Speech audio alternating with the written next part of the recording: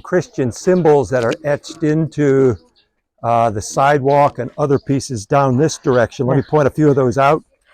Just Mark, just as a short comment. Sure. In Aphrodisias, when we get there, you will be seeing a monumental entryway, which is the tetrapleion. Pleion is the gateway, tetra means four.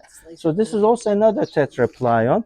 But as Mark has mentioned, I mean, it has four agoras. People were very much, let's say, they were arrogant in a way because of their richness. They even refused the aid sent by the emperor. And on one of the main streets, having a pleion, a monumental gateway, is really a waste of sources normally. But they always wanted to show themselves off.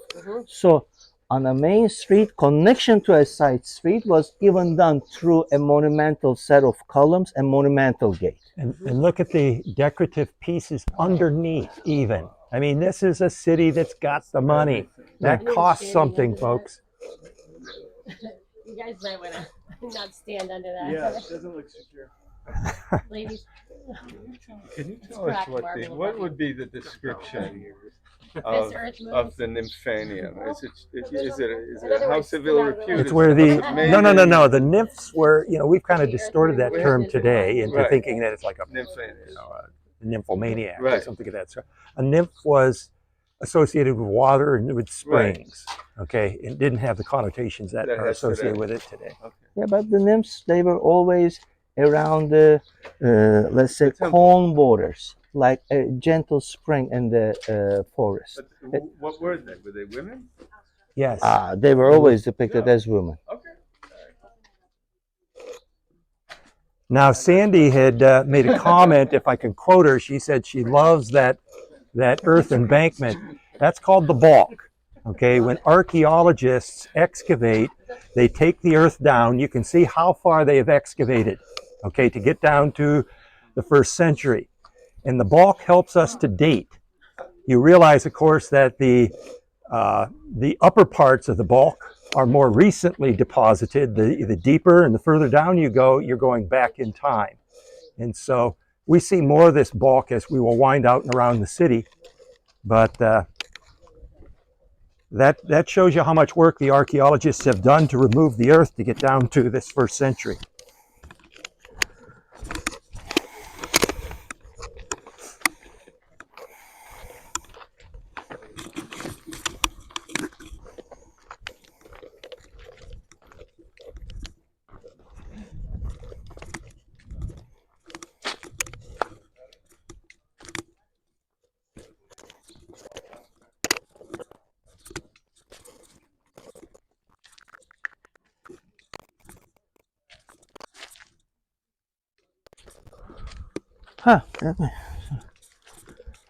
Yeah, follow Levent over there. I'm just exploring, seeing if there's something that I can.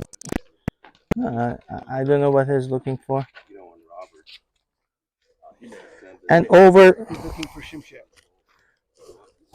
here, you can come across with many game tables. A circle divided into 4 parts. Over here, you can see more of those. And also, as we were at the Apollo temple, I'm sure you all noticed that we are on a hill. So what happens is, just to talk a little bit further for how these cities are getting buried actually.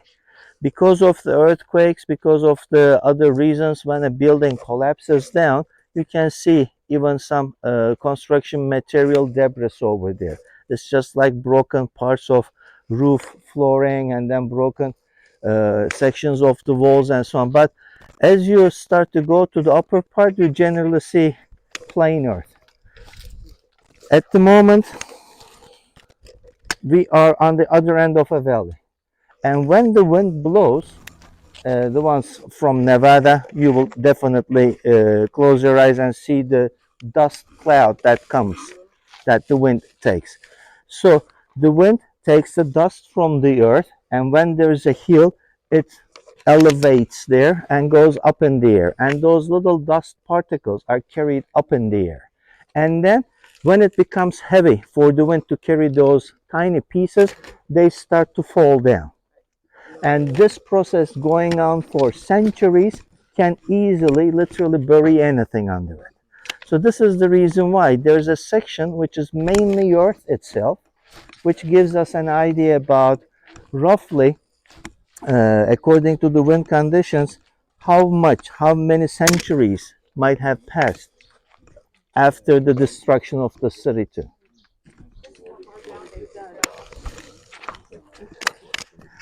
So as even the side street is as beautiful as a main street, actually this is the opening to a stoa, which is a monumental gathering area.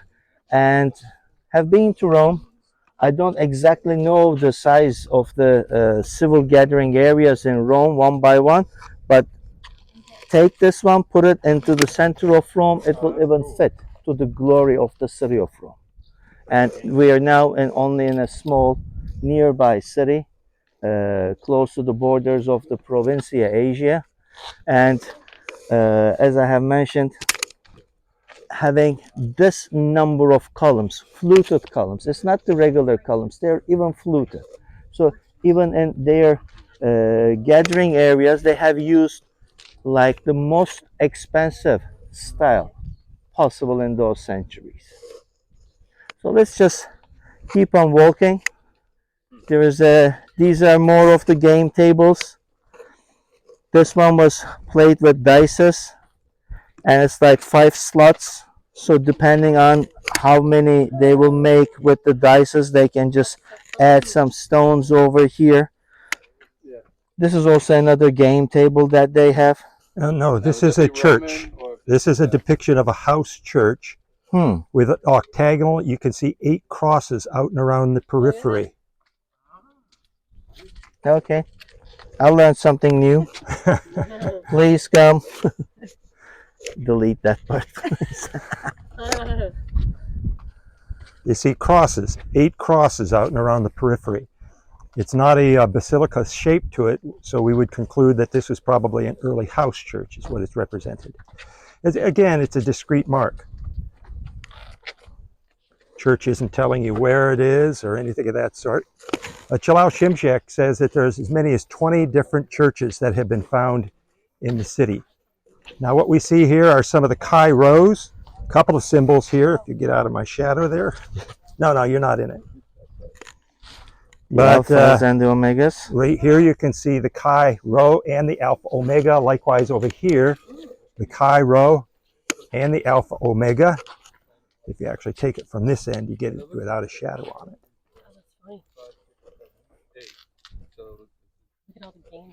If you move over to this side, you can get it without a shadow on it.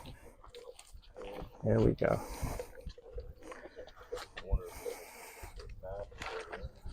So obviously there was a Christian community here, and the Christian community, even though now these are Byzantine also, because the Chi Rho became much more popular after Constantine. Actually, the Chi Rho, you might be surprised to note, actually existed before the time of Constantine. Constantine was adopting a symbol that was already known prior to the time that he became a Christian. Where did he get it from? Well, it was an early Christian symbol. This one? This here, it's difficult to determine what is it. Is it a 5-branch menorah? It looks like. Which? If you shoot from this side, you don't get any shadow.